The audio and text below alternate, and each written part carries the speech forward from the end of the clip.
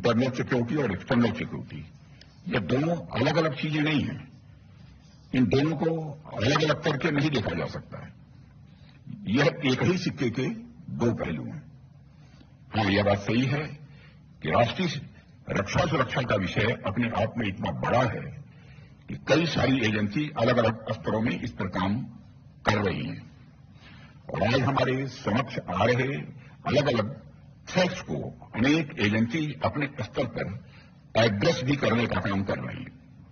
कुछ agency internal threats को address करने का काम कर रही हैं, तो वहीं कुछ एजेंसी एक्सटर्नल थ्रेट्स को एड्रेस करने पर भी काम कर रही हैं।